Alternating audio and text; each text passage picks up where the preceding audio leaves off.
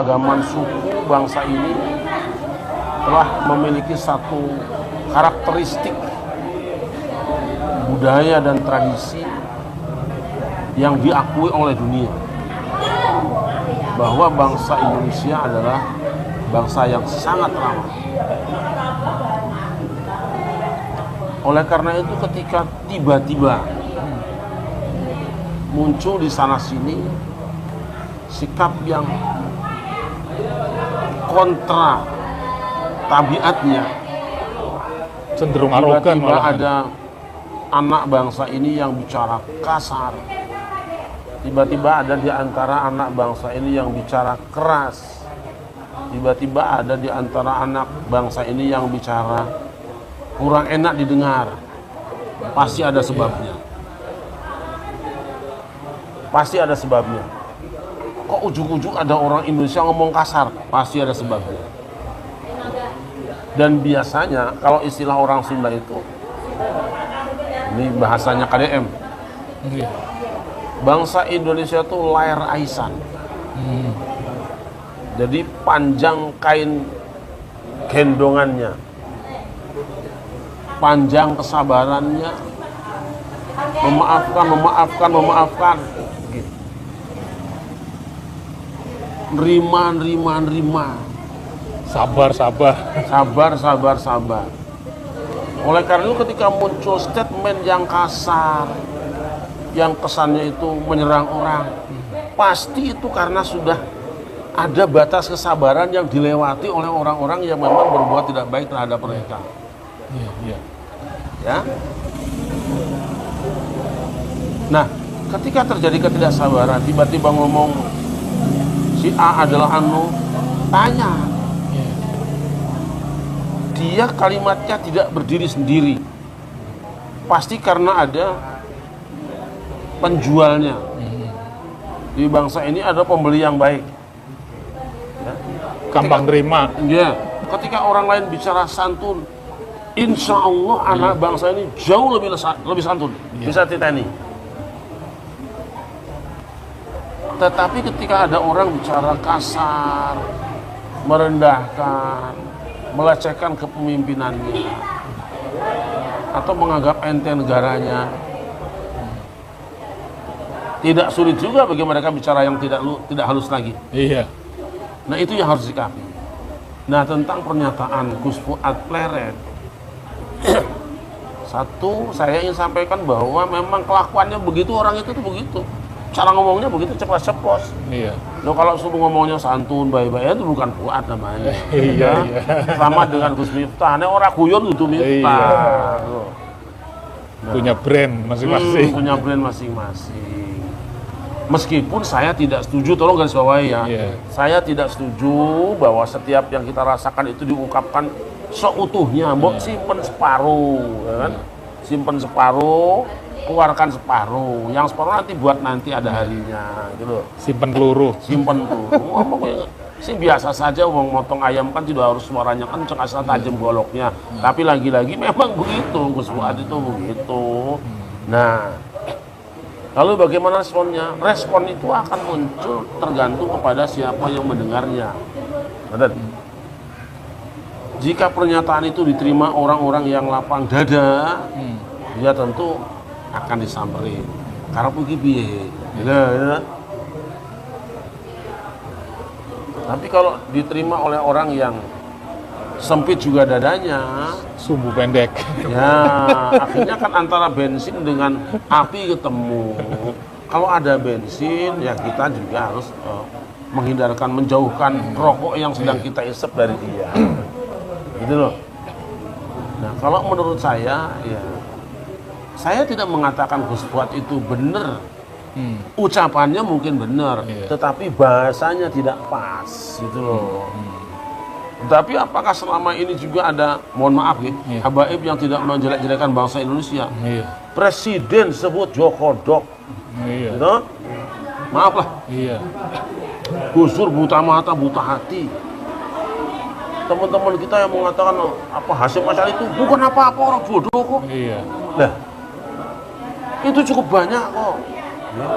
Dan peristilahan itu hidup ketika masyarakat kecebong, kampret, padahal macam-macam muncul.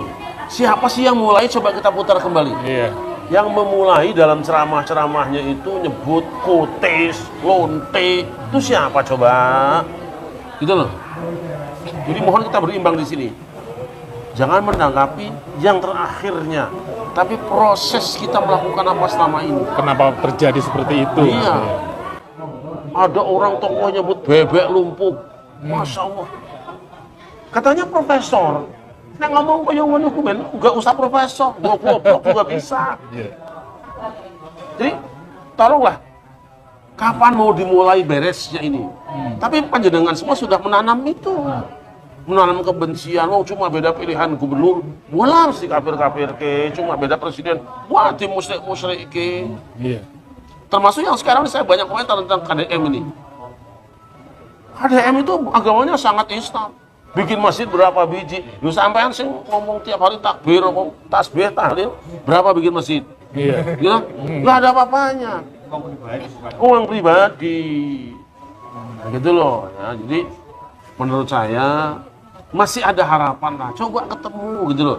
Masalahnya apa? Nah, setahu saya itu kan masalah pengajuan pahlawan gitu. Pahlawan seseorang gitu.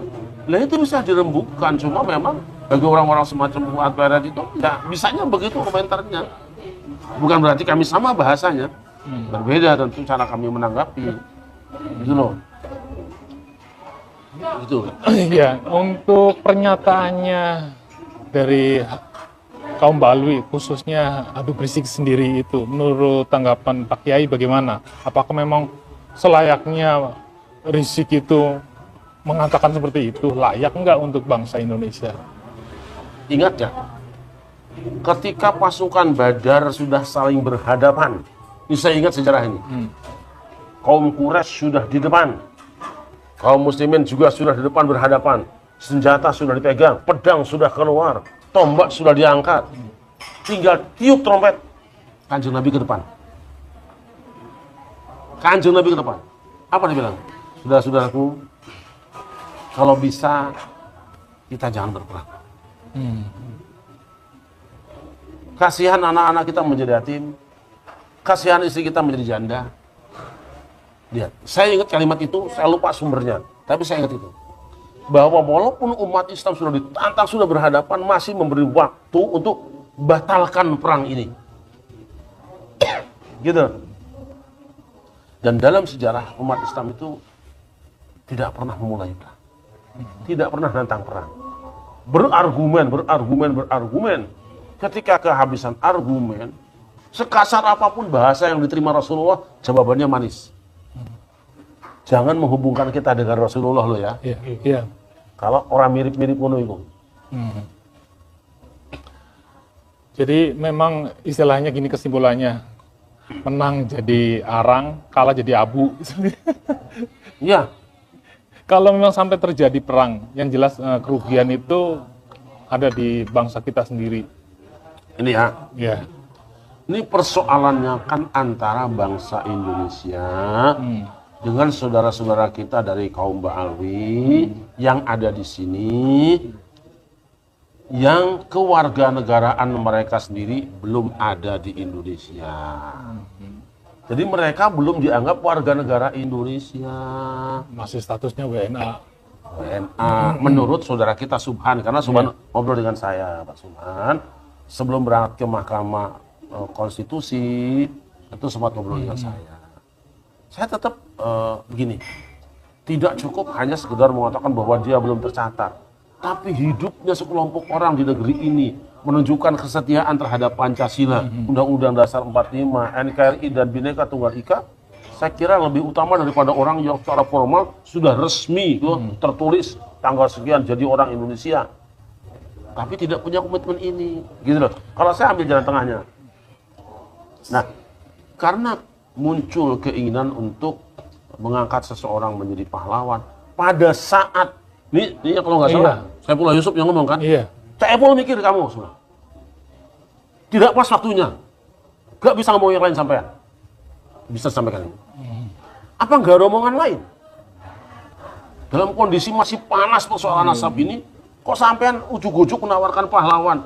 Apa nih sampai ini? Bisa terus terang kesel. Iya, iya.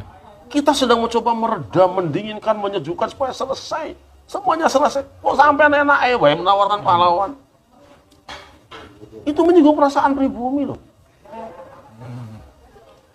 Juga mengkhawatirkan perasaan kaum Balawi. Iya. Seolah-olah dibom mereka. Timingnya nggak tepat istilahnya. Sampean nggak bisa ngomong yang lain toh. Saya khawatir karena wajah NU ada di sampean juga. Tolonglah. Ngomongku sing manfaat buat bangsa ini. Pemimpin ngomongnya nggak manfaat sih. Kalau menteri apa sih manfaat dengan kementerianmu? Itu loh. Nah, saya khawatir kalau ini diangkat. Kemudian anak-anak bangsa sadar bareng. Pagar yang kita pasang jebol. Iya. Kalau sampai anak-anak bangsa sadar, lalu bareng semua bergerak, lalu ada pengusiran, bagaimana? Lalu tiba-tiba ada gerakan konsensus bersama, bikin tanda tangan se-Indonesia, pertahankan atau usir, itu kan ramai soalnya. Iya.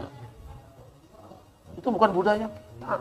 Kita akan kehilangan budaya santun apabila dipancing-pancing. Saya mungkin ngomong kasar sama Cak Epul tadi itu juga karena sampean juga sih. Orang mikir loh.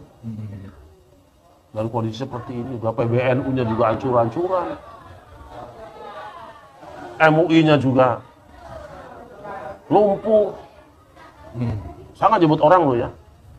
Ini semua kan gara-gara NU dan MUI. Iya. Tidak tegas dalam. Kalau dari awal ucapan saya, panggil Kiai Imad, panggil Kiai Abbas, panggil semua, pertemukan atau bahas di MUI, selesai. Gimana? Kalau nggak MUI, karena MUI kan macam-macam di situ kepentingannya. NU lah. Kiai Imad tuh orang NU, Gus Abbas tuh orang NU. Panggil sebagai anak kandung. Jangan sibuk jagain anak tiri. Anak pungut. Si ora genah mikir awakmu apa ora. Gitu loh. Jadi saya khawatir kalau sampai statement saudara kita Ustaz Muhammad Rizik Syihab itu di blow up di masyarakat, lalu seluruh majelis zikir, majelis taklim, majelis thariqah diberitahu tentang tantangan ini, lalu anak-anak muda terbakar hatinya, luar biasa. Jadi siapa yang salah? Saya nggak mencari yang salah. Tapi orang yang iseng-iseng melemparkan api puntung rokok di tengah hutan itu yang bikin kebakaran. Ngomongin sing bener pejabat itu, kayak nggak ada yang lain sih. Kalaupun akan mengajukan seseorang jadi pahlawan, tidak perlu diumumkan supaya kamu jadi pahlawan juga. Diam-diam saja, sehingga tidak jadi masalah.